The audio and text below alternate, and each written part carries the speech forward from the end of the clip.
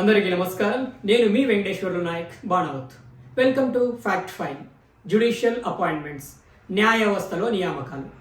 న్యాయ వ్యవస్థలోని నియామకాలలో అవకతవకలు జరుగుతున్నాయని, నిష్పక్షపాతంగా జరగడం లేదని, ట్రాన్స్పరెన్సీ, అకౌంటబిలిటీ లేదని, అలానే వారికి నచ్చిన వ్యక్తులను లేకపోతే వారికి అనుకూలంగా ఉన్న వ్యక్తులను మాత్రమే న్యాయమూర్తులుగా నియమించుకుంటున్నారని గత కొంతకాలంగా union law and justice minister అయినటువంటి కిరణ్ రిజిజు గారు సుప్రీంకోర్టుపై అలానే సుప్రీంకోర్టు కొలిజియం వ్యవస్థపై ఘాటు విమర్శలు చేస్తూ వస్తున్నారు.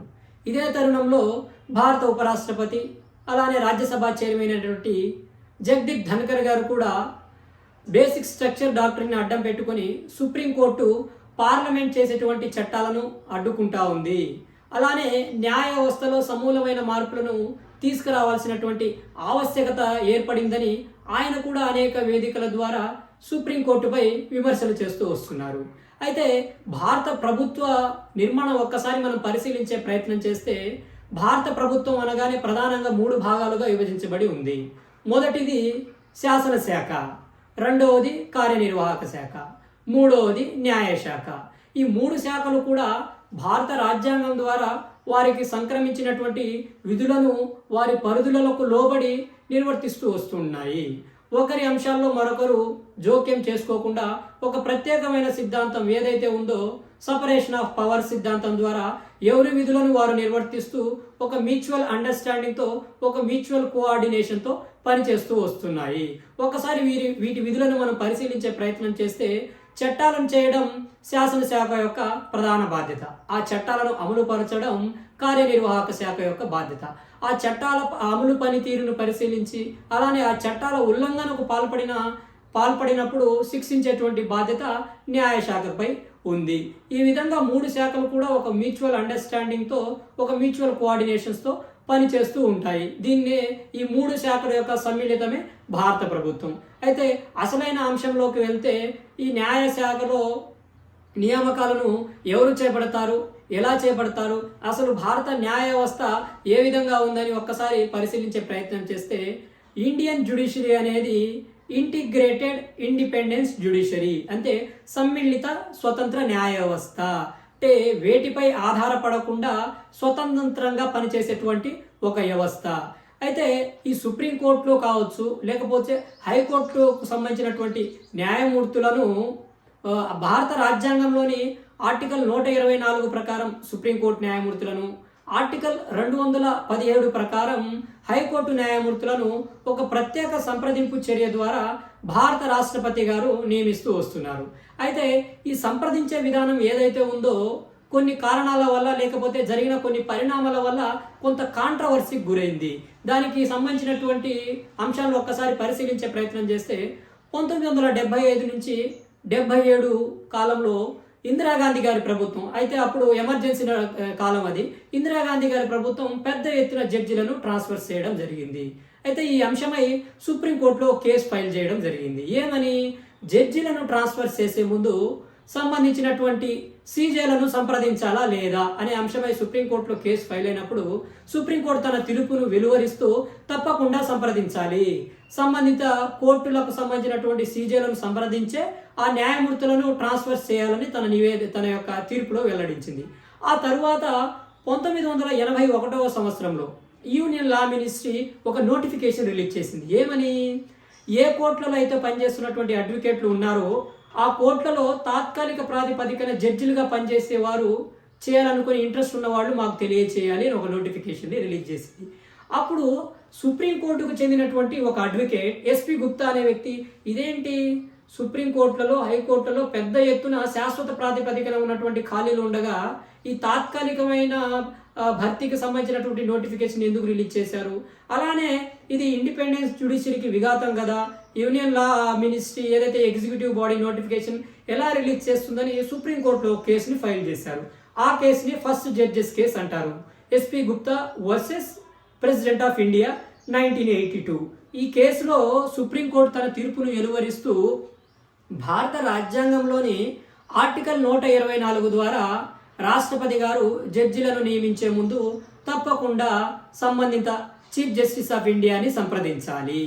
అయితే సిజేఐ గారు ప్రతిపాదించిన అంశాన్ని స్వీకరించడం స్వీకరించకపోవడం అది రాష్ట్రపతి విజ్ఞత మీదే ఆధారపడి ఉంది. అంటే సిజేఐ గారు ఏదైనా ప్రతిపాదన ఇస్తే దాన్ని స్వీకరించాలా స్వీకరించకపోవడం అది స్వతంత్రంగా భారత రాష్ట్రపతి పైనే ఆధారపడి ఉందని సుప్రీంకోర్టు తెలియపరిచింది. అయితే ఈ సంప్రదించే అంశం అనేది ఓ ముగింపు దశకు చేరుకోలేదు.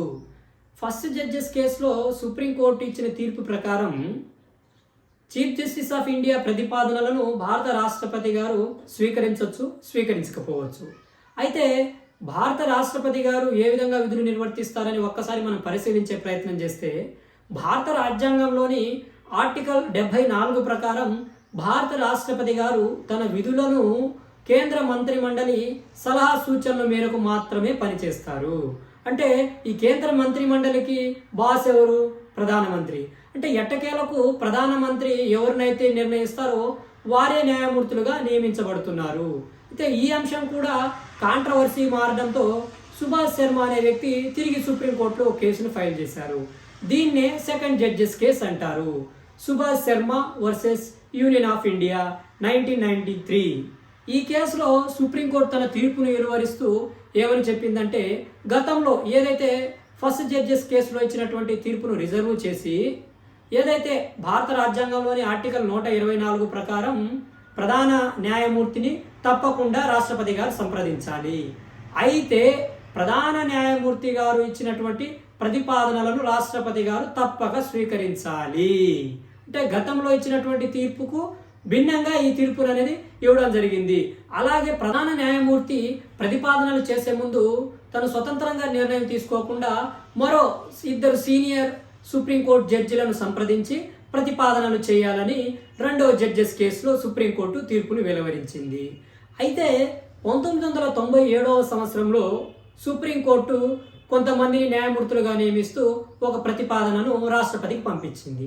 అయితే అప్పుడు భారత రాష్ట్రపతి గారు సుప్రీంకోర్టు పంపించిన ప్రతిపాదనలను స్వీకరించి వీరిని నియమించాలా లేదా అనే ఒక సందిగ్ధంలో పడి భారత రాజ్యాంగంలోని ఆర్టికల్ 143 ప్రకారం ఏదైనా చట్టపరమైన రాజ్యాంగపరమైన సలహాలను భారత రాష్ట్రపతి సుప్రీంకోర్టును కోరొచ్చు. అయితే ఈ ఆర్టికల్ని వినియోగించుకొని రాష్ట్రపతి గారు సుప్రీంకోర్టును ఒక 3 సలహాలను అడిగారు. మొదటిది, జడ్జిలను నియమించేటప్పుడు సిజేఐని సంప్రదించాలా లేదా? రెండవది, ఈ జడ్జిల ట్రాన్స్ఫర్స్ అనేవి జ్యుడిషియల్ రివ్యూ పరిధిలోకి వస్తుందా లేదా? మూడవ సలహా, ఈ చీఫ్ జస్టిస్లను నియమించేటప్పుడు సీనియారిటీని దృష్టిలో పెట్టుకొని చేయాలా లేదా అని 3 సలహాలు సుప్రీంకోర్టును అడిగారు. దీనినే థర్డ్ జడ్జెస్ కేసు అంటారు. మూడవ జడ్జెస్ కేసు 1998లో సుప్రీంకోర్టు తన తీర్పును వెలువరిస్తూ సిజేఐని తప్పకుండా సంప్రదించాలి. భారత రాజ్యాంగంలోని ఆర్టికల్ 124 ప్రకారం రాష్ట్రపతి గారు జడ్జిలను నియమించేటప్పుడు తప్పకుండా సిజేఐని సంప్రదించాలి. అలానే సిజేఐ ఇచ్చినటువంటి ప్రతిపాదనలను తప్పకుండా స్వీకరించాలి. అయితే గతంలో ఏదైతే రెండవ జడ్జెస్ కేసులో సిజేఐ ఒక్కరే స్వతంత్రంగా నిర్ణయం తీసుకోకుండా ఇంకొక 2 సీనియర్ జడ్జిలతో కలిసి నిర్ణయం తీసుకొని ప్రతిపాదనలు చేయాలనే దాన్ని ఇక్కడ మూడవ జడ్జెస్ కేసులో సవరిస్తూ సిజేఐ గారు ఏదైనా ఒక ప్రతిపాదన చేసేటప్పుడు 2 కాకుండా 4 సీనియర్ జడ్జిలను సంప్రదించి, అంటే ఈ సిజేఐ ప్లస్ ఈ 4 సీనియర్ జడ్జిలను కొలిజియం అంటారు. ఈ కొలిజియం యొక్క ప్రతిపాదనలను తప్పకుండా రాష్ట్రపతి గారు స్వీకరించాలని మూడవ జడ్జెస్ కేసులో సుప్రీంకోర్టు తన తీర్పును వెలువరించింది. అయితే అంతా బాగుంది. అంటే జ్యుడిషియరీ తన నియామకాలను తానే చేపడుతుంది. వారిని జడ్జిలను తొలగించడం కూడా అంత సింపుల్ విషయం కాదు. అలానే వారి యొక్క రూల్స్ని మార్చడం కూడా అది చిన్న విషయం కాదు. మరి అన్ని అంశాల్లో జ్యుడిషియరీ తాను స్వతంత్రంగా అన్ని చేసుకుంటుంది. మరి ఇక్కడ ట్రాన్స్పరెన్సీ, అకౌంటబిలిటీ ఎక్కడుంది? అలానే గత కొంతకాలంగా చూస్తే ఈ జడ్జిలకు సంబంధించిన అంశాల్లో అవినీతి పెరిగిపోతూ ఉంది.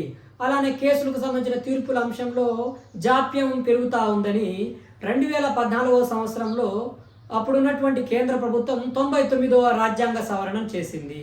ఈ 99వ రాజ్యాంగ సవరణ ద్వారా national judicial appointment commission act ద్వారా నేషనల్ జ్యుడిషియల్ అపాయింట్మెంట్ కమిషన్ ఒక కమిషన్ని ఏర్పాటు చేసింది.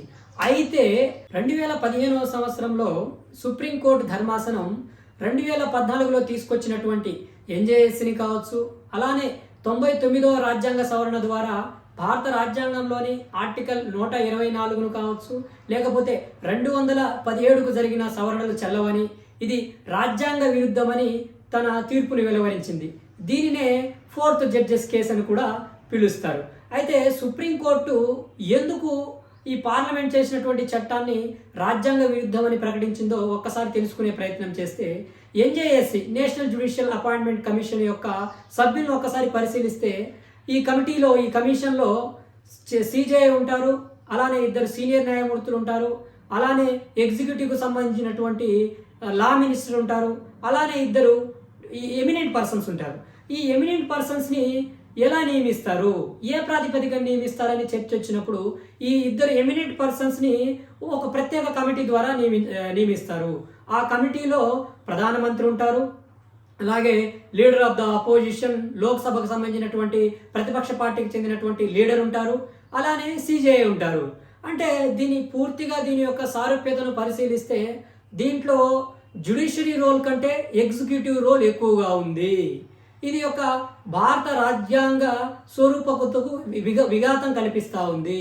ఇది ఇండిపెండెంట్ జ్యుడిషియరీకి విఘాతం కల్పిస్తుంది కాబట్టి దీన్ని మేము స్వీకరించడం లేదు. ఇది రాజ్యాంగ విరుద్ధం, ఇది రాజ్యాంగంలో పొందుపరిచినటువంటి ఇండిపెండెన్స్ జ్యుడిషియరీకి ఇబ్బంది కలిగిస్తూ ఉంది కాబట్టి ఈ చట్టం చెల్లదని సుప్రీంకోర్టు తన తీర్పులో వెలువరించింది. అయితే ఈ తీర్పును వెలువరించడమే కాకుండా కేంద్ర ప్రభుత్వానికి సుప్రీంకోర్టు కొన్ని సలహాలు సూచనలు కూడా చేసింది. ఓకే, మీరు చెప్పినట్టు కొలిజియంలో కొన్ని సమస్యలు ఉన్నాయనడం వాస్తవమే. కొన్ని పరిణామాలు ట్రాన్స్పరెన్సీ కావచ్చు, అకౌంటబిలిటీ కావచ్చు, ఇలాంటి కొన్ని అంశాల్లో కొంత శాతం ఇబ్బంది ఉన్నదనే అంశం వాస్తవమే. కానీ కేంద్ర ప్రభుత్వం ఈ ఎన్జేఎస్సి లాంటి ఎక్కువ ఎగ్జిక్యూటివ్ పాత్ర ఉన్నటువంటి వ్యవస్థలను తీసుకురాకుండా సుప్రీంకోర్టుతో సంప్రదించి ఒక మెమరాండమ్ ఆఫ్ ప్రొసీజర్ని చేసుకుందాము. అంటే ఎలాంటి వ్యక్తులు నియమిస్తే బాగుంటుంది, ఏ ప్రొసీజర్ ప్రకారం జడ్జిలు నియమిస్తే బాగుంటుంది అని ఒక మెమరాండమ్ ఆఫ్ ప్రొసీజర్ చేసుకొని దాని ప్రకారం వెళ్దామని ఒక మెమరాండమ్ ఆఫ్ ప్రొసీజర్ని చేసుకొని నాటి నుంచి నేటి వరకు ఆ మెమరాండమ్ ఆఫ్ ప్రొసీజర్లో ఏదైతే పొందుపరిచినటువంటి నియమ నిబంధనలు ఉన్నాయో వాటికి అనుగుణంగానే కొలిజియమే అన్ని నియామకాలు కావచ్చు, ట్రాన్స్ఫర్స్ కావచ్చు చేస్తూ వస్తూ ఉంది. అయితే పార్లమెంటుకు భారత రాజ్యాంగంలోని ఆర్టికల్ 368 ద్వారా రాజ్యాంగాన్ని సవరించే అధికారం ఉంది కదా.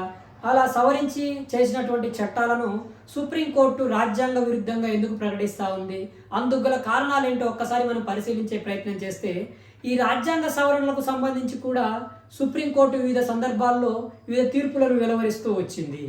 ఒక్కసారి అందుకు సంబంధించిన మొదటి తీర్పును పరిశీలిస్తే 1951వ సంవత్సరంలో శంకరీ ప్రసాద్ కేసులో సుప్రీంకోర్టు ఈ రాజ్యాంగ సవరణలకు సంబంధించి తీర్పును వెలువరిస్తూ భారత పార్లమెంటుకు రాజ్యాంగాన్ని సవరించే అధికారం ఉంది, రాజ్యాంగ సవరణతో పాటు ఫండమెంటల్స్ రైట్స్ను కూడా సవరించవచ్చు అని శంకరీ ప్రసాద్ కేసులో తీర్పుని వెలువరించింది. ఆ తరువాత 1967వ సంవత్సరంలో గోలక్నాథ్ కేసులో సుప్రీంకోర్టు గతంలో ఇచ్చిన తీర్పును రిజర్వ్ చేస్తూ భారత పార్లమెంటుకు రాజ్యాంగ సవరించే అధికారం ఉంది, కానీ ఫండమెంటల్ రైట్స్ని సవరించే అధికారం లేదని గోలక్నాథ్ కేసులో తీర్పునిచ్చింది. ఆ తరువాత కేశవానంద భారతి కేసులోకి వస్తే గతంలో ఇచ్చినటువంటి ఏదైతే శంకరీ ప్రసాద్ కావచ్చు, గోలక్నాథ్ కేసు కావచ్చు, వాటిలో ఇచ్చిన తీర్పులను రిజర్వ్ చేస్తూ భారత పార్లమెంటుకు రాజ్యాంగాన్ని సవరించే అధికారం ఉంది, ఇంక్లూడింగ్ ఫండమెంటల్స్ రైట్ను కూడా సవరించుకోవచ్చు, కానీ బేసిక్ స్ట్రక్చర్ డాక్ట్రిన్ ఏదైతే రాజ్యాంగ స్వరూపత ఉందో దానికి విఘాతం కలగకుండా రాజ్యాంగ సవరణలు చేసుకోవాలి. బేసిక్ స్ట్రక్చర్కి ఏదైనా ఇబ్బంది కలిగితే తప్పకుండా అలాంటి చట్టాలను అన్కాన్స్టిట్యూషనల్ చెల్లదని సుప్రీంకోర్టు ప్రకటించే అధికారం సుప్రీంకోర్టుకు ఉందని కేశవానంద భారతి కేసులో సుప్రీంకోర్టు తన తీర్పుని వెలువరించింది.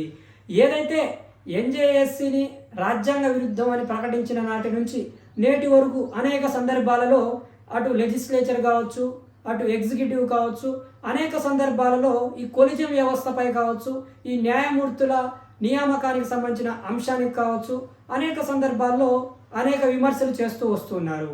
అయితే ఇది ఎప్పటికి ముగింపు దశకు చేరుకుంటుందో, ముందు ఏం జరుగుతుందో వేచి చూద్దాం. జై హింద్, జై భారత్.